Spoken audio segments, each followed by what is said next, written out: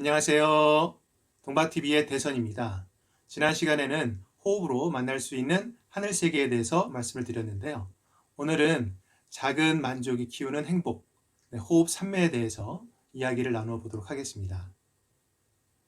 지난 시간 인간이 하늘 세계에 올라서 신이 될 수 있다라고 말씀을 드렸는데 어떤 생각이 드셨습니까? 어떻게 인간이 신이 될 수가 있어? 또는 말도 안 돼 라고 생각을 하시는 분들이 충분히 있으실 것 같은데요. 이해를 돕기 위해서 인간이 신이 될 수 있는 이치와 원리에 대해서 간단히 설명을 드리고 본론으로 이어가도록 하겠습니다.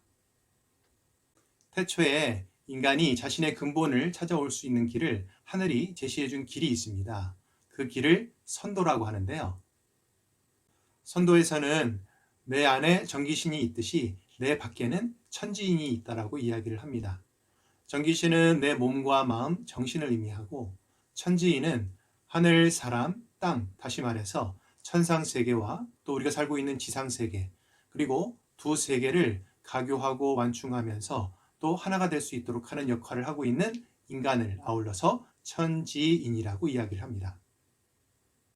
내 안에 전기신과 내 밖에 천지인이 서로 맞물려 있어서 전체와 개체, 또 거시적인 세계와 아주 작은 미시적인 세계, 그리고 눈에 보이는 유형적인 세계와 보이지 않는 무형적인 세계가 하나로 통합되어서 움직이고 있다라고 얘기할 수 있습니다.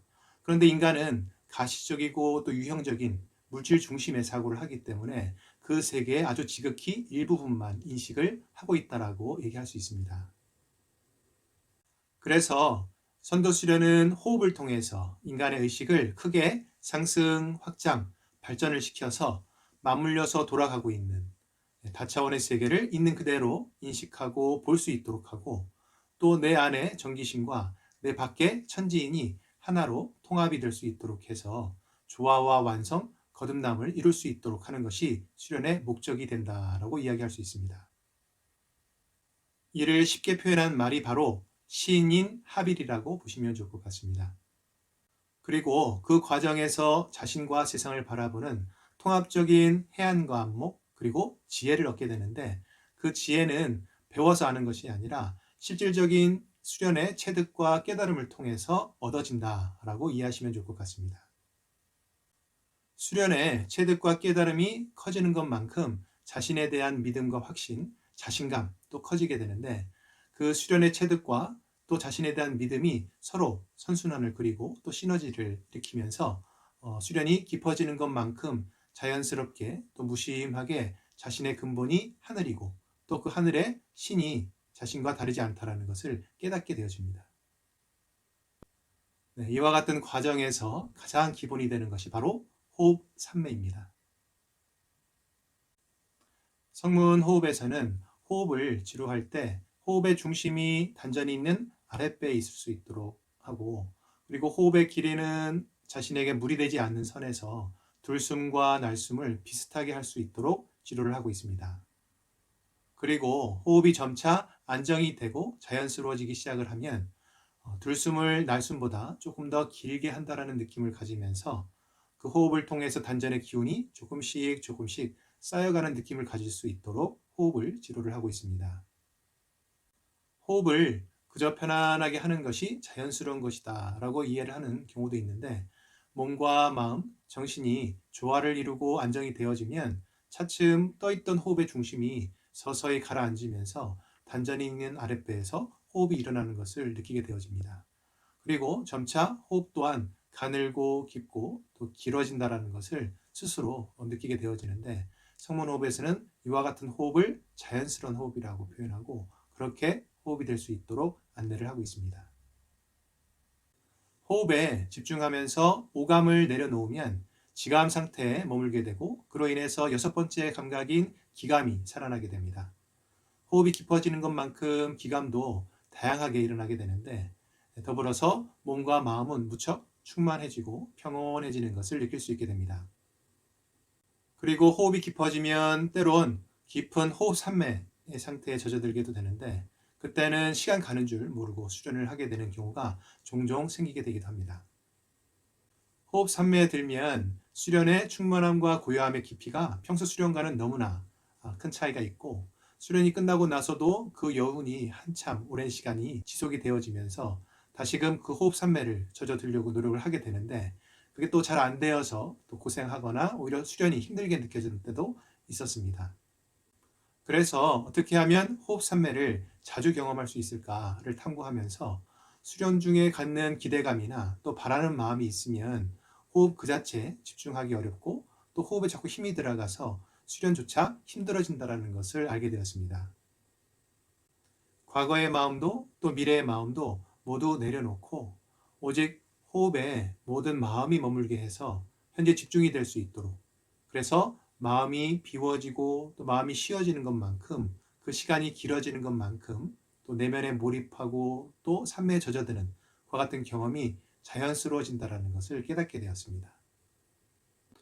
종종 수련을 잘하고 싶은 마음이 앞서면서 마치 용을 쓰듯이 수련을 했던 경우도 있었는데, 이는 자기중심적인 사고, 흔히 이야기하는 에고로 인해서 평소 마음이 늘 분주하고 불안하면서 잘하고 싶은 마음과 함께 또 하기 싫은 마음과 부담도 같이 일어난다는 것을 차츰 알게 되었습니다.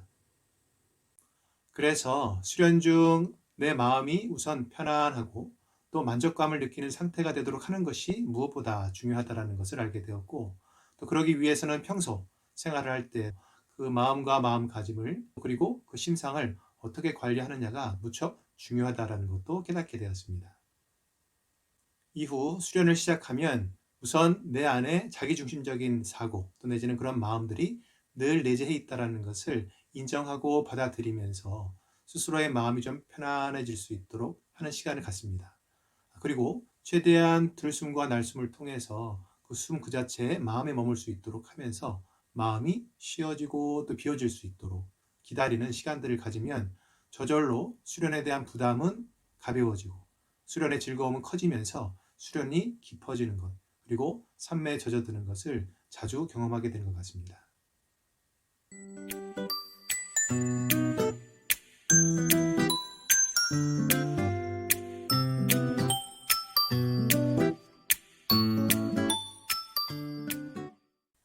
평소 작은 만족이 행복이 되도록 하고 심상을 밝게 관리해서 수련에도 도움이 될 수 있는 방법들을 찾아보고 있는데, 섭리적인 행복이라는 것에 대해서 알게 되었습니다.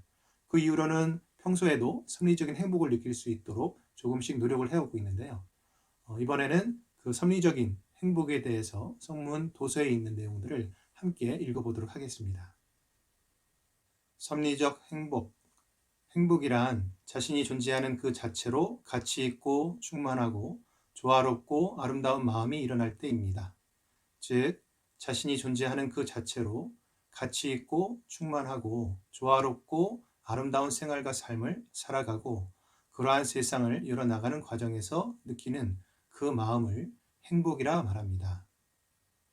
결국 섭리적 가치관과 관점에 입각하여 본다면 자신이 존재하는 그 자체로 가치 있고 충만하고 조화롭고 아름답다고 느낄 수 있는 그것이 행복의 첫 번째 조건이 됩니다.